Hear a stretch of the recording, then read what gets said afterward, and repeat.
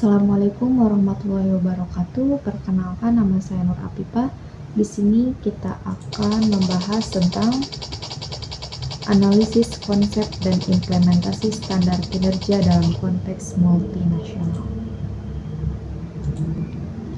Dalam era globalisasi dan ekonomi digital, perusahaan multinasional menghadapi tantangan kompleks dalam mengelola sumber daya manusia yang tersebar di berbagai negara dengan latar belakang budaya, regulasi, dan ekspektasi kinerja yang berbeda.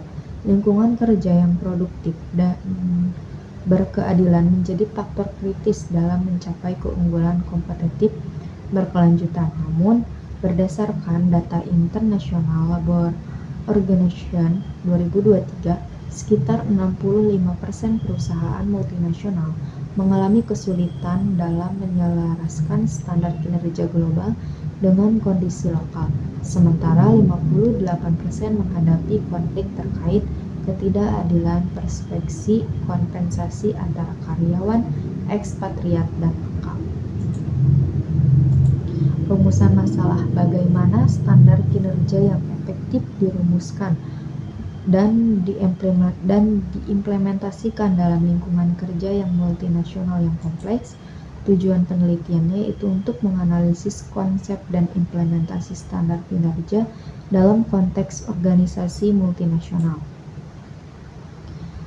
Standar kinerja dan pemberian kompensasi. Studi pada 3 perusahaan multinasional.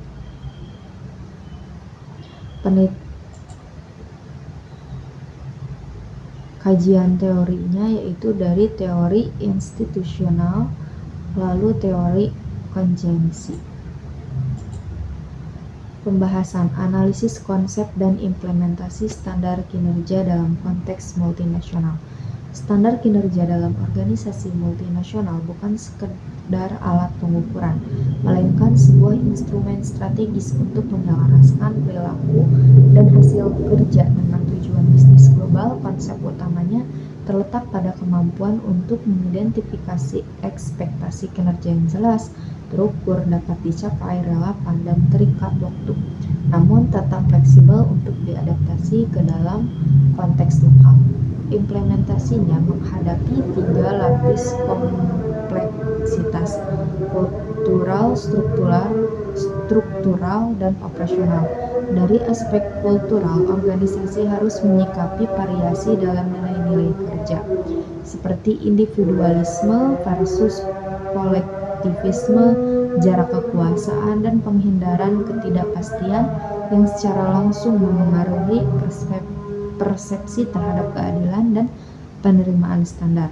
Misalnya, standar kinerja yang sangat berorientasi pada pencapaian individu mungkin kurang efektif diterapkan di negara dengan budaya kolektivitas tinggi. Dari sisi struktural, keberadaan cabang, anak perusahaan, dan joint venture dengan tingkat otonomi yang berbeda mengharuskan pendekatan desentralisasi yang terkelola. Sementara itu, kompleksitas operasional muncul dari perbedaan infrastruktur teknologi, ketersediaan data, dan kapabilitas manajerial di setiap lokasi.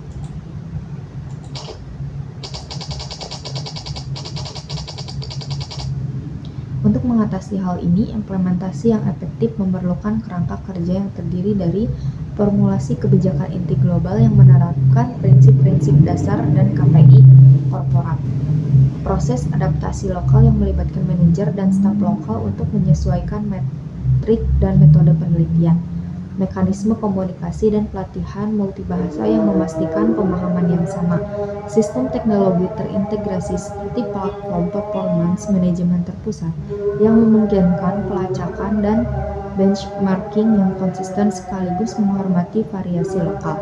Dengan pendekatan ini, standar kinerja dapat berfungsi sebagai bahasa bersama yang mempersatukan organisasi tanpa mengabaikan realitas di tingkat lapangan.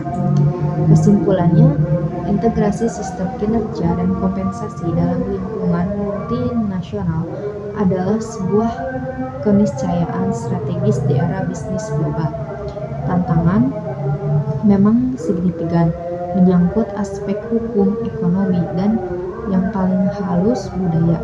Namun dengan pendekatan yang sistematis, inklusif, dan luas seperti yang diuraikan dalam pembahasan dan mode reorganisasi dapat mentransformasi kompleksitas tersebut menjadi keunggulan kompetitif. Kuncinya terletak pada kemauan untuk mendengarkan konteks lokal sambil menjaga kohesi tujuan global serta komitmen untuk membangun keadilan bukan sebagai slogan, tetapi sebagai praktik operasional dalam setiap dimensi pengelolaan kinerja dan pemberian imbalan.